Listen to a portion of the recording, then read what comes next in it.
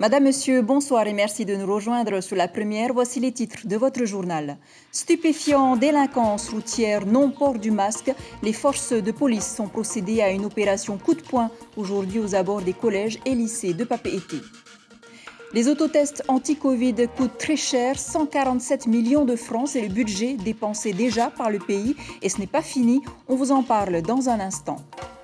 Le tourisme de grand luxe, un secteur en progression par rapport à l'année passée, une clientèle fortunée en quête de tranquillité en cette période de crise sanitaire. Enfin, pour terminer, on vous emmène à Ouapo à la rencontre d'un couple d'artisans qui ne lâchent rien. La crise sanitaire ne les a pas découragés, loin de là. La DSP a procédé ce mercredi à des contrôles devant les établissements scolaires de la capitale. Des contrôles réalisés simultanément au collège Pomaré, Anne-Marie Javoué et à Lamné. Il aura fallu l'assistance des douanes et des chiens anti-stup, mais aussi des polices municipales de Papeete et Pirée. Stupéfiants, délinquance routière, non-port du masque, absolument rien n'a été oublié. Caroline Fari et Teiva Ribé. Pas de question? Bonne question. On y va. Fin du briefing, les agents de la police nationale peuvent se disperser sur les lieux ciblés. Aujourd'hui, mercredi, les établissements scolaires seront privilégiés. À la demande aussi des personnels enseignants qui nous signalaient des différentes bandes rivales d'école, des petits différents entre élèves des établissements. Devant le collège-lycée Lamné, les contrôles peuvent commencer. Ici, une carte grise à présenter. En fait, monsieur, je crois que comme on a été renouvelé, on n'a pas encore été récupéré. Pareil, je laisse 48 heures pour récupérer. Okay. Un peu plus loin, en partenariat avec la brigade canine des douanes, on cherche des stupéfiants et on en trouve parfois. C'est un lieu où les gens viennent fumer, du cannabis ici, quoi. Voilà. Vous trouvez uniquement du cannabis? Le plus souvent, c'est du cannabis. Voilà. Et exceptionnellement, par la suite, de l'ice et autres. On vient de tomber sur un jeune mineur qui a été trouvé en possession de 2 sticks et d'une pipette, utilisée. Ce dernier étant mineur, il sera convoqué dans les jours suivants avec son majeur pour venir s'expliquer sur les faits. Vous avez été contrôlé là Yes. Ouais. Alors, qu'est-ce que ça vous fait? Rien de spécial, ils viennent souvent, donc bon, voilà. Après, on n'a rien sur nous, donc on fume pas ni rien, donc ça va. Le contrôle est effectué sur les élèves, mais aussi sur les automobilistes et leurs vitres teintées. Voilà, avec les vitres teintées. On va valider les papiers de l'épice, s'il te plaît. Là, sinon, on sera pas compris. Montant de l'amende, 8 100 francs. Ce type d'opération a lieu régulièrement dans l'année autour des lycées. Une sécurisation rassurante pour les chefs d'établissement, enseignants et parents d'élèves. Et les contrôles auront lieu jusqu'à vendredi, veille des vacances scolaires. Au chapitre sanitaire, le Covid-19 a encore emporté 4 personnes. La Polynésie compte désormais 90 morts ce mercredi. Le nombre de nouvelles contaminations a baissé en revanche, 79. Idem pour le nombre d'hospitalisations qui est passé à 59, dont 25 en réanimation. Et vous le savez, la lutte contre la propagation de l'épidémie a un prix. En ce début de mois de décembre, le gouvernement a déjà dépensé 147 millions de francs pacifiques pour la mise en place du dispositif d'autotest à l'aéroport de Tetifa'a et le personnel sanitaire qui va avec, une facture qui s'alourdit de jour en jour. Les explications de Nicolas Suire. 43 000 autotests pour la Covid-19 ont été distribués depuis la réouverture de l'aéroport international de Tetifa'a. Seulement 204 se sont avérés positifs. Aujourd'hui, certains passagers sont même habitués à l'utiliser. C'est très simple, il suffit de mettre un bâtonnet dans une narine puis l'autre dans la bouche. Remettez-les ensuite dans les tubes et secouez bien. Il n'y a plus qu'à conserver au frais. Tous comprennent évidemment l'importance de ces mesures de précaution. C'est important de le faire. C'est important surtout avec les fêtes de Noël qui arrivent, là, on va se rassembler plus en famille, on va avoir plus de monde. C'est important quand même de savoir si oui ou non on a le Covid. Au départ, le gouvernement avait budgété 100 millions de francs, tout en sachant pertinemment que cette somme serait revue à la hausse. 5 000 francs le test, 20 000 tests, 100 millions.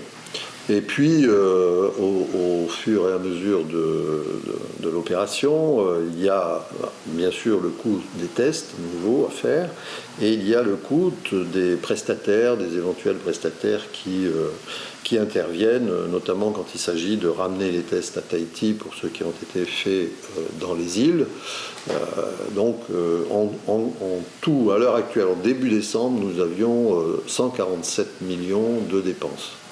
Le gouvernement a créé un budget spécial afin que ce montant ne soit pas imputé au compte de la CPS.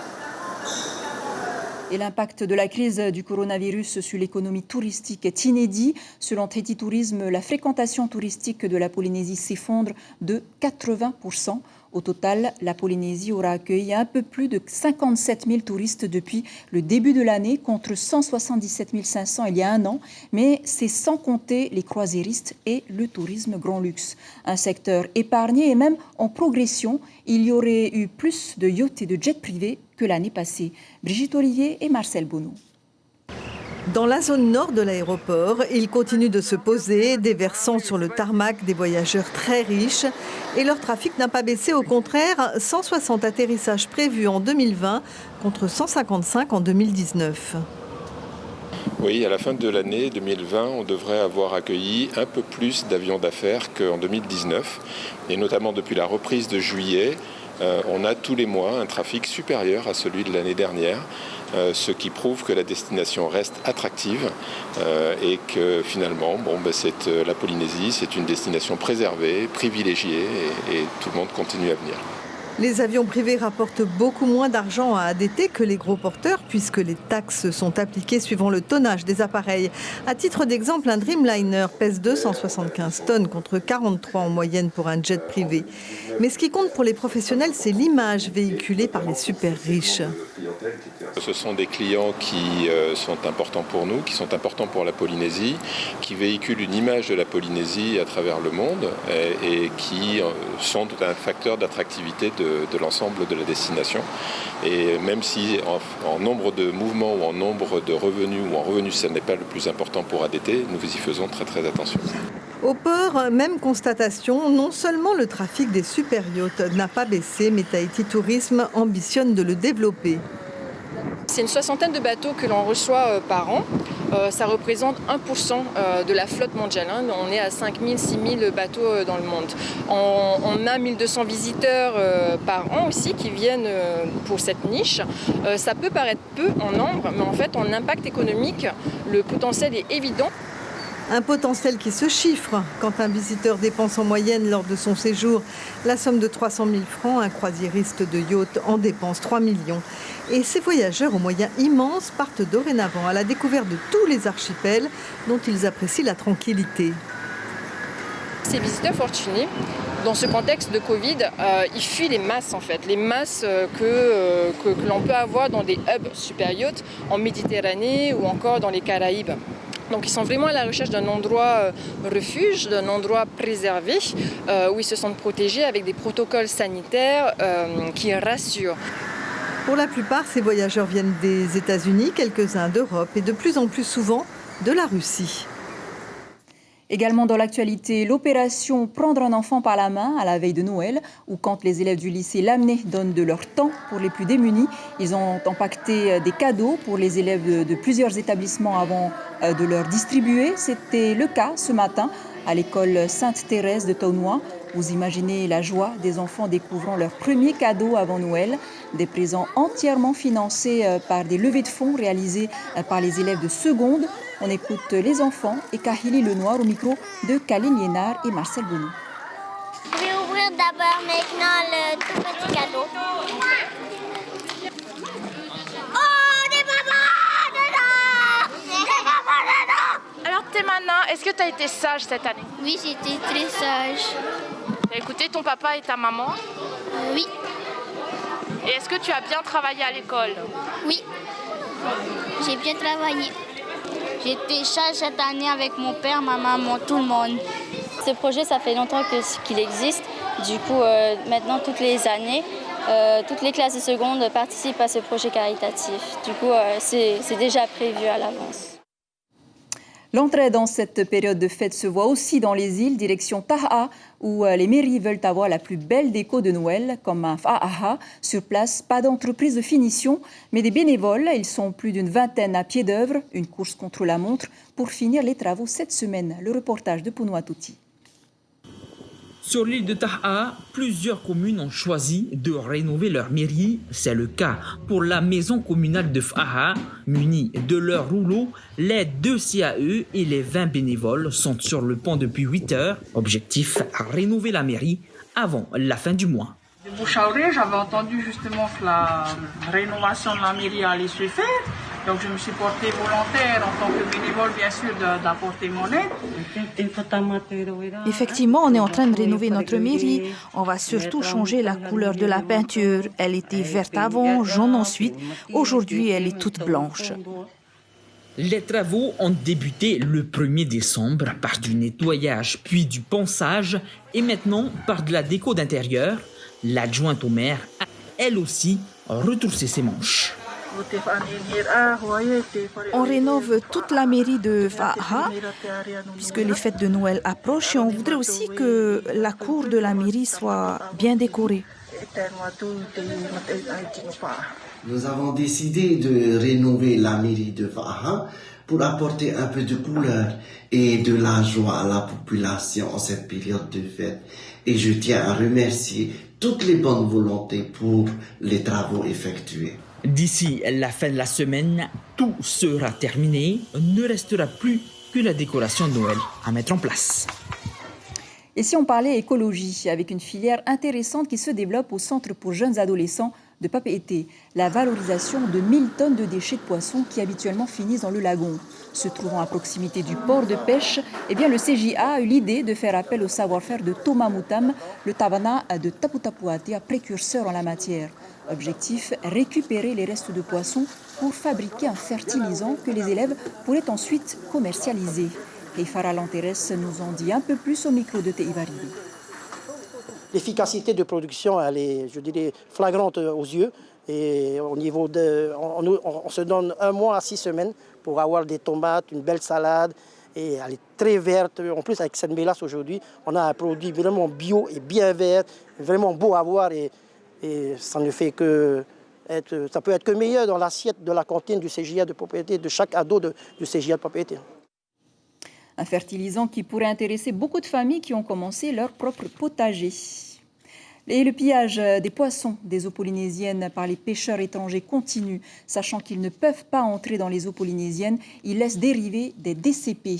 À Rangiroa, par exemple, l'association de pêcheurs Manaora est tombée dessus avec l'aide des 2 écoles de plongée de l'atoll. Ils se sont organisés avec pour objectif de retirer un filet de DCP dans la passe de Tiputa.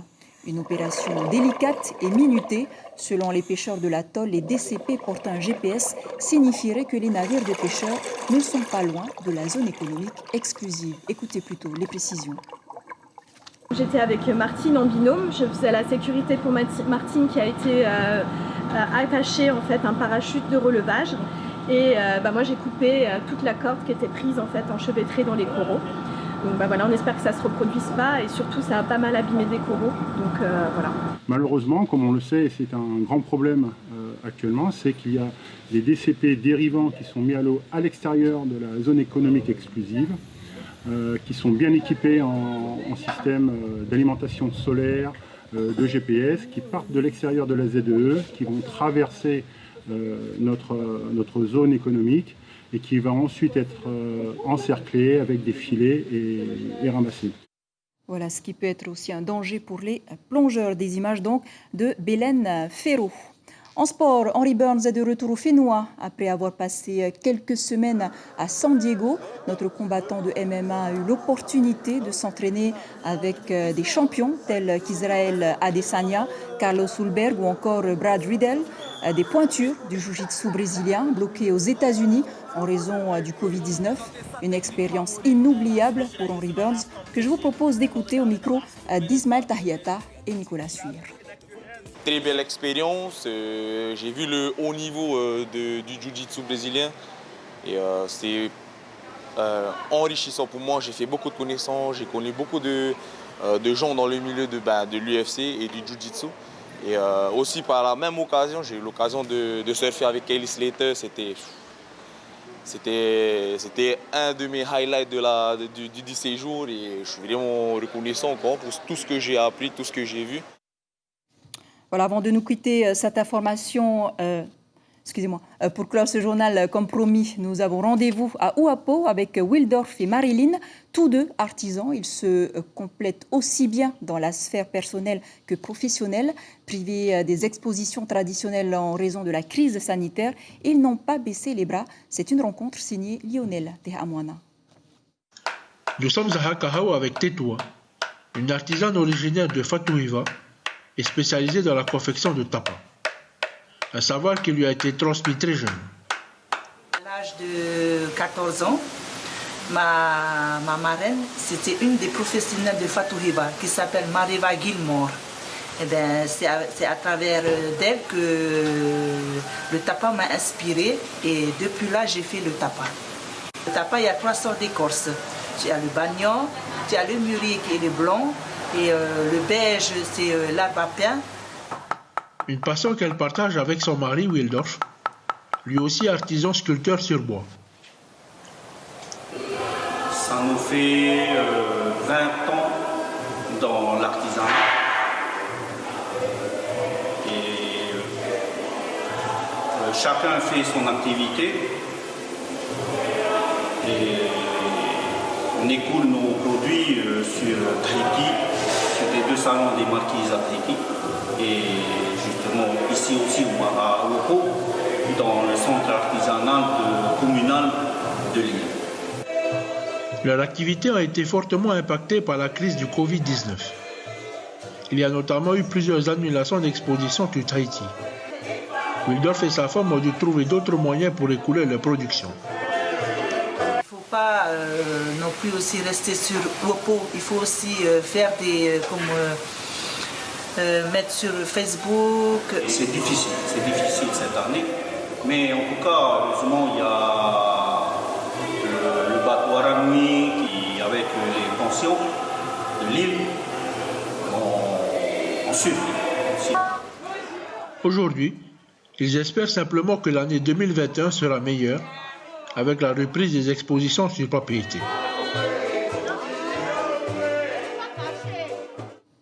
Avant de nous quitter, cette information d'Air Tahiti, si vous attendiez le vol en provenance de Tubuai prévu à 11h45 ce matin, eh bien sachez qu'il a été retardé par les chargements de Lecce. Il arrivera finalement ce soir vers 21h à Tahiti. Voilà, c'est ainsi que se referme cette édition dont je vous rappelle l'information principale. Stupéfiants, délinquance routière, non-port du masque, les forces de police ont procédé à des contrôles simultanément au collège Pomaré, Anne-Marie Javou et à Lamné. Des contrôles qui se poursuivront jusqu'à vendredi, veille des vacances scolaires. À la une de vos quotidiens demain, la dépêche titre « Le catamaran devenu fabrique d'ice ». Tahiti Info titre donc sur les protestations concernant donc les dernières élections municipales. Voilà pour l'essentiel de l'actualité. Merci de nous rester fidèles. 6h, vos infos radio. Belle nuit sur la première. À demain.